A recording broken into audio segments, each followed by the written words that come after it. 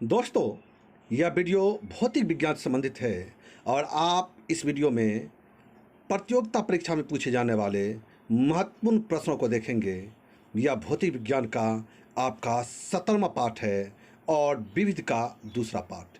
इसका एक प्लेलिस्ट बना हुआ है और जिसमें आप पिछले के 16 वीडियो को एक साथ देख सकते हैं।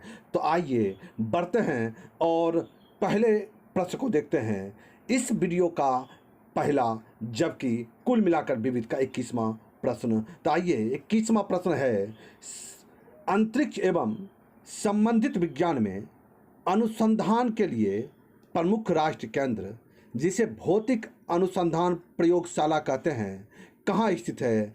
अहमदाबाद सही उत्तर होगा। ऑप्शन ए, भारत सरकार के अंतरिक्ष विभाग द्वारा समर्पित भौतिक अनुसंधान प्रयोगशाला अंतरिक्ष एवं संबंधित विज्ञानों में अनुसंधान हेतु एक राष्ट्रीय संस्थान है और इसे 1947 में स्थापित यह प्रयोगशाला अहमदाबाद में स्थित है। स्थापना 1947 में हुआ है और यह कहाँ स्थित है? अहमदाबाद में।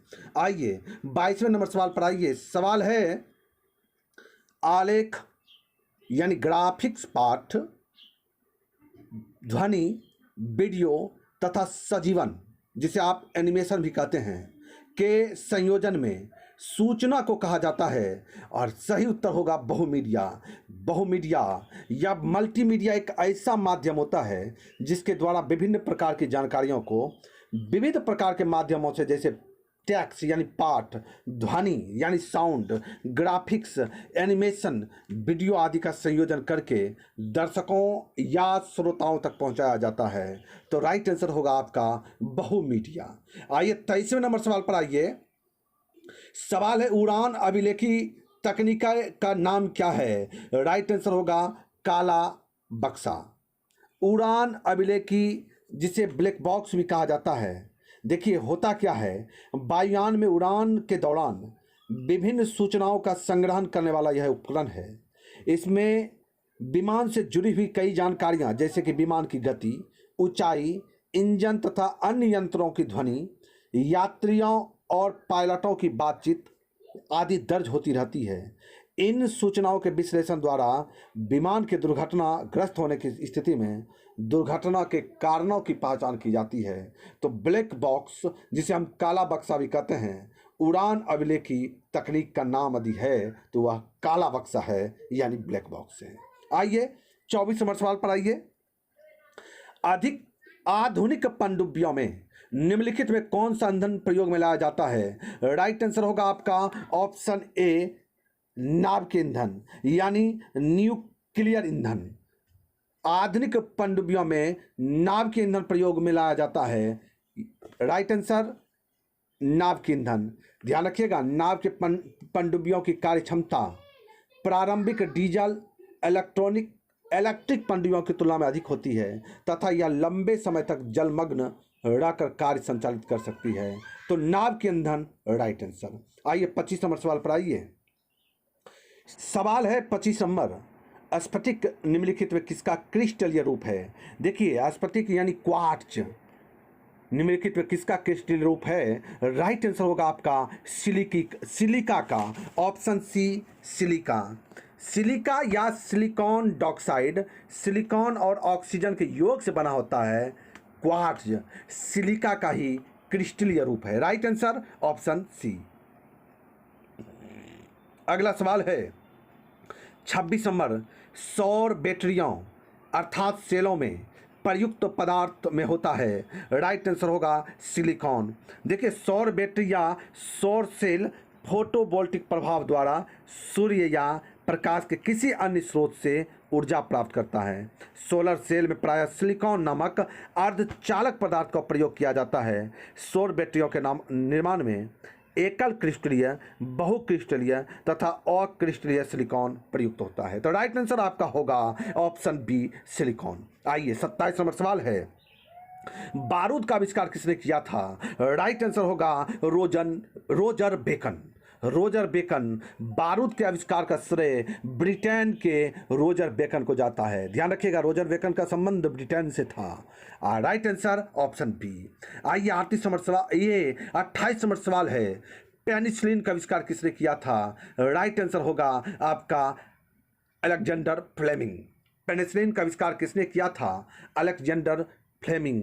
पेनिसिलिन की खोज का श्रेय 1928 में स्कॉटिश वैज्ञानिक एवं नोबेल पुरस्कार विजेता अलेक्जेंडर फ्लेमिंग को जाता है। पेनिसिलिन की खोज कब हुई थी? तो 1928 ईस्वी में। ध्यान रखिएगा। अगला है सवाल 29 नंबर सवाल है, टेलीफोन का आविष्कार किसने किया? राइट आंसर होगा आपका option B, Alexander Graham bell.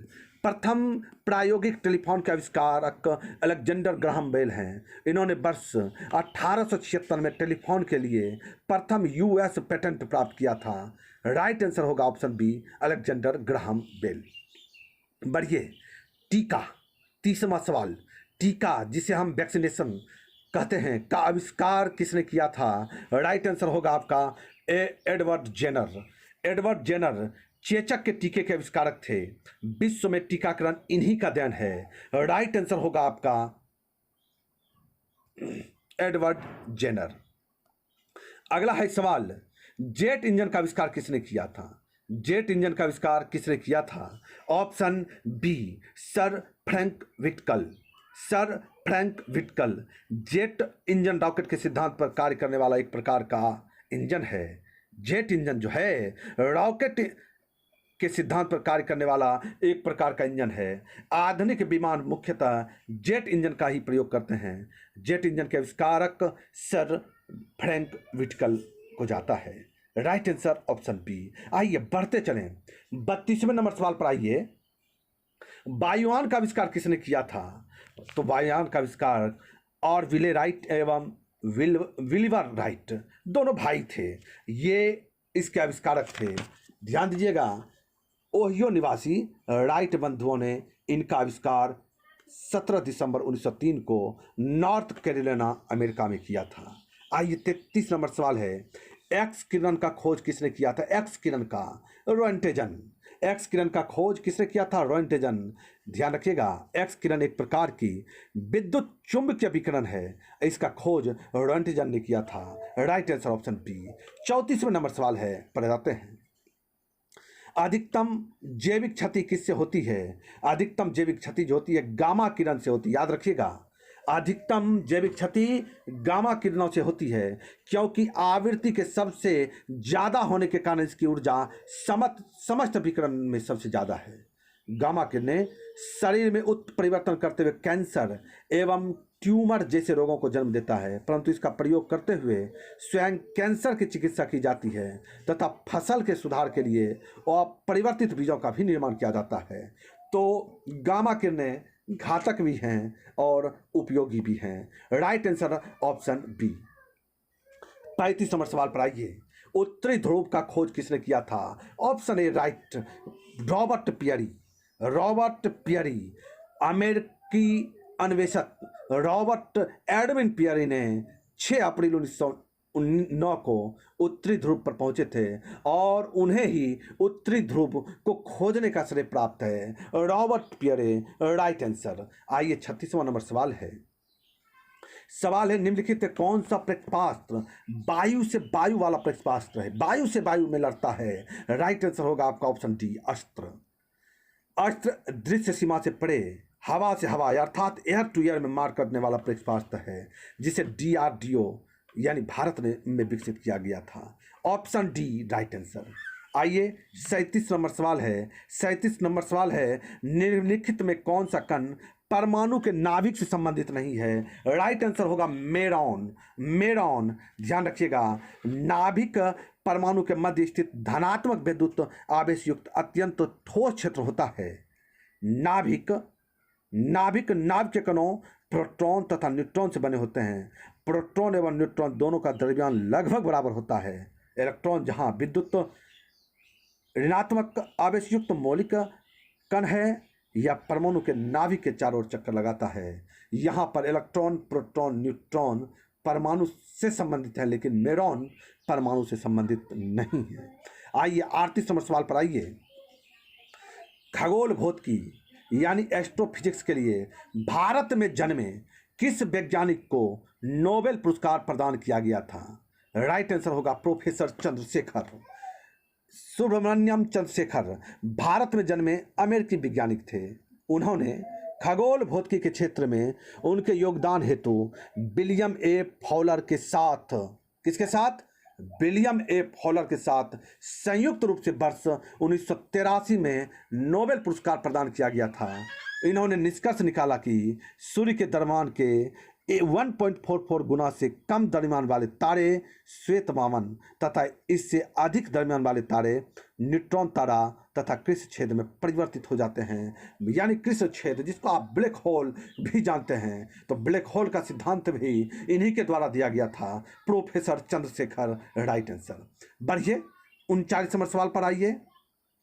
घरेलू परिशीतक यानी रेफ्रिजरेटर में सामान्यतः कौन सा परिशीतक यानी गैस प्रयोग में लाया जाता है? राइट आंसर होगा आपका फ्रेयॉन। फ्रेयॉन राइट आंसर होगा। सामान्यतः फ्रेयॉन का प्रयोग रेफ्रिजरेटर में परिशीतक के रूप में लाया जाता है। फ्रेयॉन के पूर्व विभिन्न प्रकार के विषाक्त पदार्थों जैसे अमोनिया का परिशीतक के रूप में प्रयोग में लाया जाता था। किसको? अमोनिया को प्रयोग में लाया जाता था। फ्रेयॉन एक प्रकार का क्लोरोफ्लोरोकार्बन यानी CFC है तथा इसके बढ़ते प्रयोग से ओजोन परत को नुकसान भी पहुंच रहा है। Right answer option D freon. आइए आखिरी सवाल पर, और आखिरी सवाल से जाने से पहले आपसे निवेदन है कि यदि आप इस तरह का वीडियो चाहते हैं और चैनल को आपने अभी तक सब्सक्राइब नहीं किया है तो चैनल को सब्सक्राइब करते हुए बेल आइकन के ऑल को जरूर प्रेस कर लें। बढ़िए 40वें नंबर सवाल पर आइए। क्लोरोफ्लोरोकार्बन ज़्यादातर कहाँ इस्तेमाल होते हैं? राइट आंसर होगा आपका रेफ्रिजरेटरों में। अभी इस तरह का सवाल आया था, रेफ्रिजरेटरों में राइट आंसर होगा आपका। इस वीडियो में बने रहने के लिए दिल से बहुत बहुत धन्यवाद। मिलते हैं पुनः अगले वीडियो में। जय हिंद।